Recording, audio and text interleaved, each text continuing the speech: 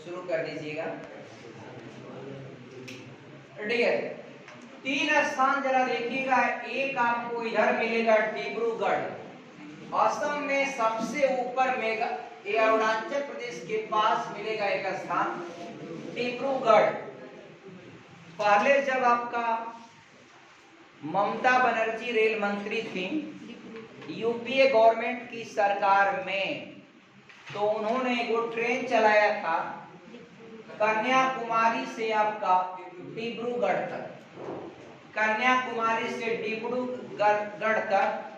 वह भारत की सबसे लंबी दूरी तय करने वाली रेलगाड़ी का नाम था विवेक एक्सप्रेस, और आज वही है डियर, विवेक एक्सप्रेस ही है। कहाँ जाती है डियर? कन्याकुमारी से डिब्रूगढ़ तक भारत की सबसे लंबी दूरी तय करने वाली रेलगाड़ी का नाम है विवेक एक्सप्रेस। उससे पहले ट्रेन चली करती थी कौन सा? हिमसागर एक्सप्रेस, जो आपका श्रीनगर से जम्मू तवी तक, अरे कन्याकुमारी से जम्मू तवी तक जाती थी। कौन सी? हिमसागर एक्सप्रेस। ये बहुत दिनों तक आप लोगों ने याद किया होगा।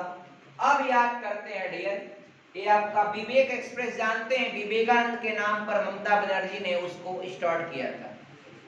विवेक एक्सप्रेस विवेकानंद के नाम पर ही उस रेलगाड़ी का नाम रखा गया था विवेक एक्सप्रेस, जो जाती कहां से? कन्याकुमारी से डिब्रूगढ़।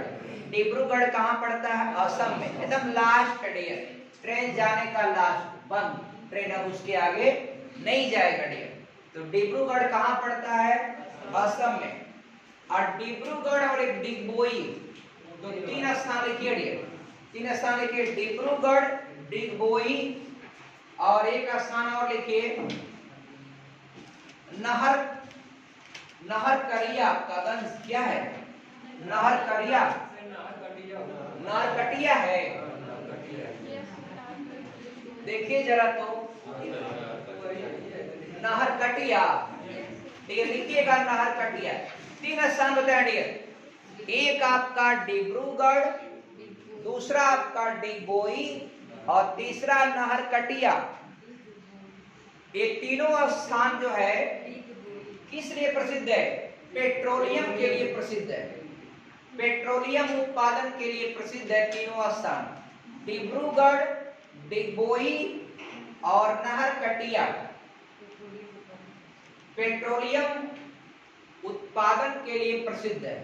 और आपको जैसा कि पता होगा, पहली बार ये जो तेल का उत्पादन जो हुआ डिगबोई से ही हुआ था। आगे बढ़िएगा, ये तीनों स्थान क्यों फेमस है? पेट्रोलियम उत्पादन के लिए प्रसिद्ध है।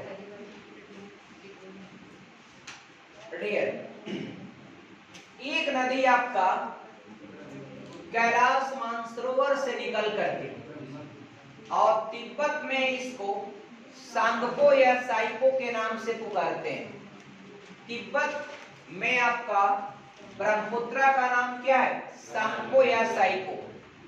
तो कैलाश मानसरोवर से निकल कर ये नदी आपका, और ये तिब्बत में एक नाम और है इसका, यारलुंग जंगबो, यारलुंग जंगबो या सांगपो, यारलुंग जंगबो या सांगपो, यारलुंग जंगबो, यारलुंग जंगबो या सांगपो या साइपो, ये सभी नाम किस नदी का है? ब्रह्मपुत्र नदी का है। और यह आकर के यहाँ पर अरुणाचल के प्रदेश के पास एंट्री लेकर के, और फिर असम राज्य को 2 भागों में बांटते हुए आपका, और असम राज्य से पार करती है, फिर आपका बांग्लादेश में चली जाती है। लेकिन ब्रह्मपुत्र नदी का सबसे ज्यादा प्रवाह या चौड़ाई वाला हिस्सा, वह मैदानी इलाका पाता है असम का एरिया बीच का, उसी में ये नदी पूरा क्या हो जाती है? फैल जाती है और बहुत विशाल हो जाती है। तो आप लोग जरा आपका नदी, जहां अपने मैप में देखिए, मैप में देख रहे हैं, मैप में देखिए ध्यान से, एक पुल याद रखिएगा, भूपेंद्र हजारिया ब्रिज।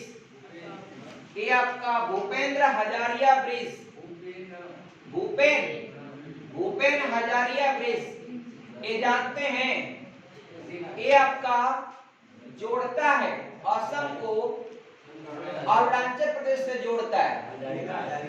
हजारिका है। अच्छा, भूपेन हजारिका एक कलाकार थे ना, कोई कला संस्कृति के संगीत के, उन्हीं के नाम पर इस पुल का नाम रखा गया। इस समय वर्तमान समय में भारत का सबसे लंबा नदी पुल यही है, भूपेन हजारिका ब्रिज या भूपेन हजारिका पुल।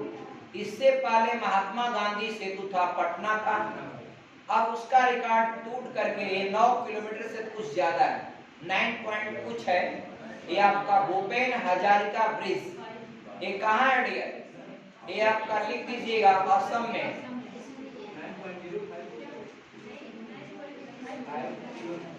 अब डियर सब लोग अपने अपने मैप में जरा देखिए, और जहां से ये ब्रह्मपुत्र नदी असम में बहती, उस नदी में आप लोग हेल जाइए, बीचों बीच आइएगा और डियर किनारे पर नहीं